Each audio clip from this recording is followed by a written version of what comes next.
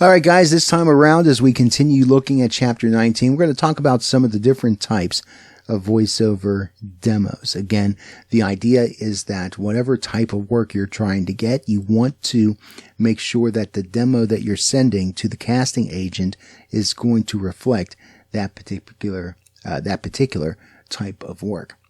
Not only has the length of a demo shortened, the marketplace now requires a specific demo for each genre of voiceover work. So, if you're trying to become a radio personality, you're not going to send a commercial demo. If you're trying to be someone that reads books on tape, you're not necessarily going to send a demo that includes work that you've done for messages on hold. Those sorts of things. Send a apples to apples sort of comparison. Whatever work you're trying to go for, send a demo that reflects that kind of work.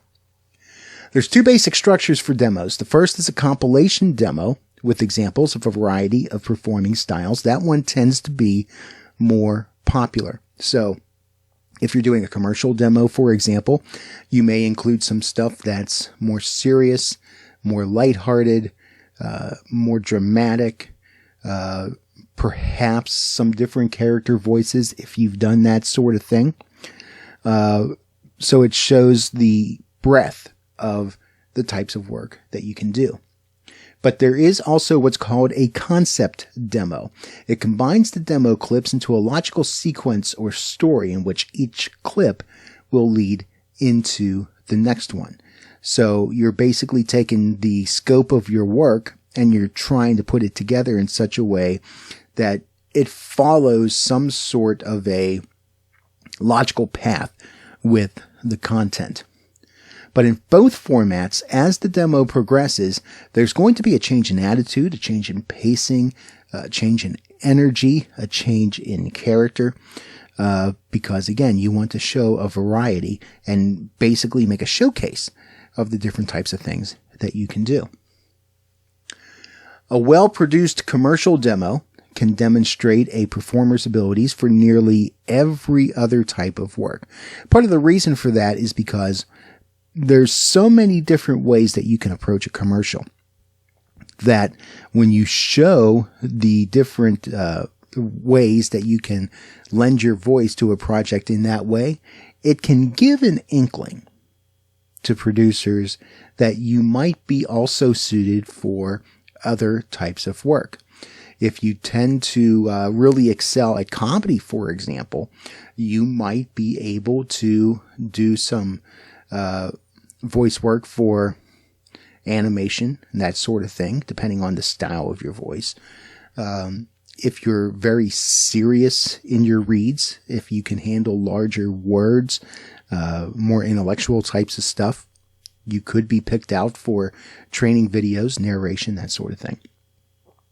Every segment should reveal some aspect of the real you through your delivery and the characters that you create. Yes, you're trying to showcase the variety of things that you can do, but you want it also to have a certain amount of authenticity in terms of who you are, because it's going to show what you can do naturally.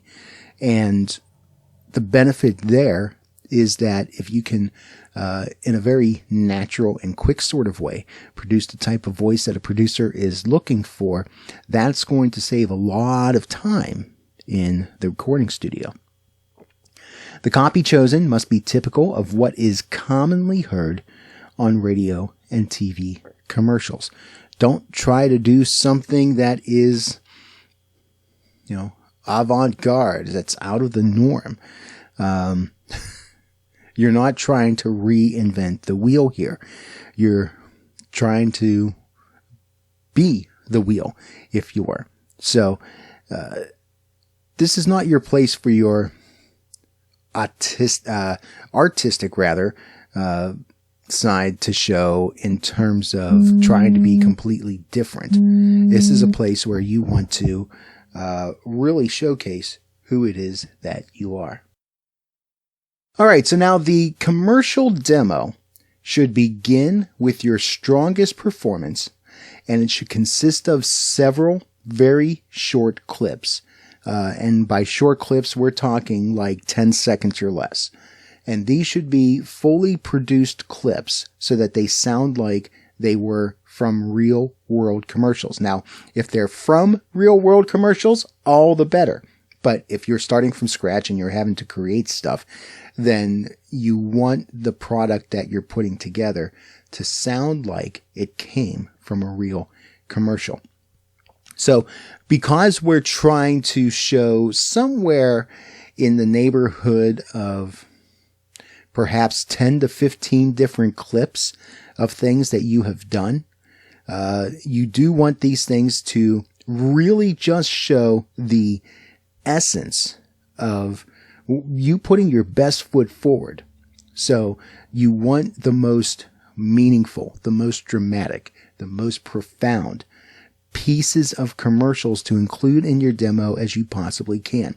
And that first piece that you put on there has to really be attention grabbing. You know, we talked in the previous semester about creating the interrupt, and that it's that idea that as soon as they hear your recording, the ears perk up as if the person listening is thinking to themselves, "Whoa, what's that?" And it keeps them intrigued to listen for longer. Because otherwise, after 5-10 seconds, if that, if they're not interested, they're not going to listen to the rest of your demo. Now, the trend over the past few years is for a commercial demo from beginning to end to be no longer than 1 minute. But you absolutely do not want to go longer than 1:30. And again, you're just trying to show these very quick clips of what you can do in putting your best material out there for them to be able to listen to. They're not going to give you much longer than that in terms of the amount of time that they're willing to give you a listen. Now let's move on to industrial narration demos. These contain copy that is somewhat longer than the copy in the commercial demo. So you've got a little bit more room to play here.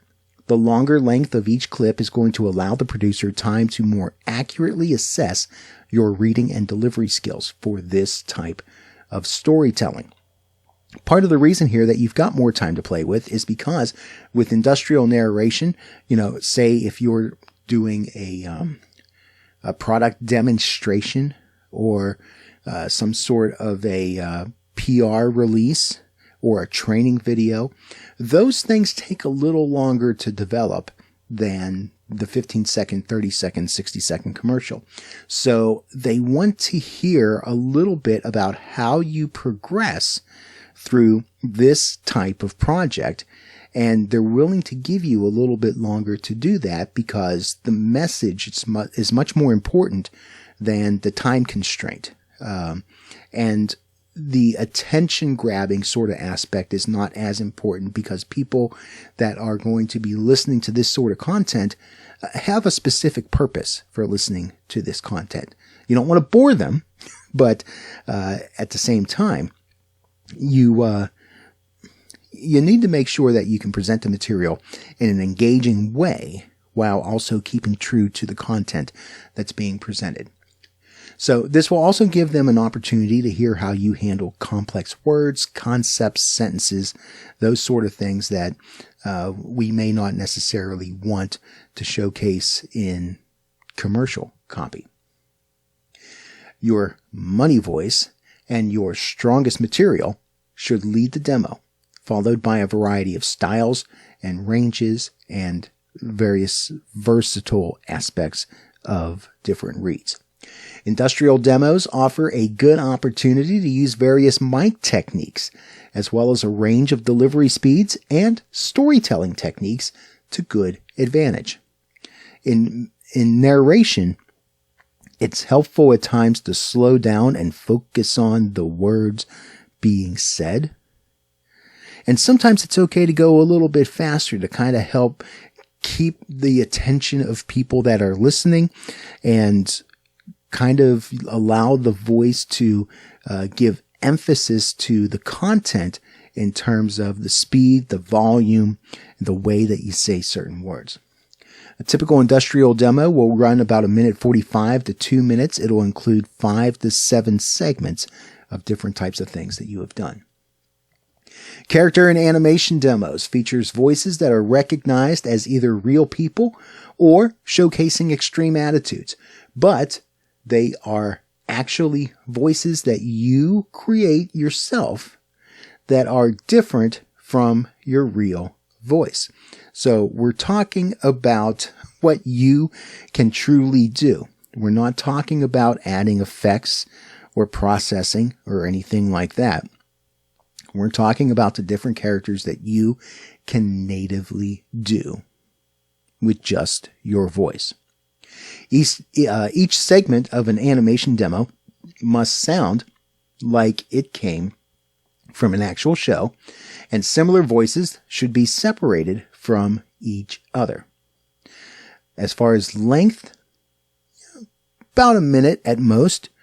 That it may include 10 to 15 individual fully produced elements.